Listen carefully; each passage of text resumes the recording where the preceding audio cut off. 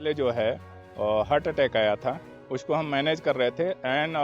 मौसम इतना ख़राब था आप जानते हैं, जिसकी वजह से जो है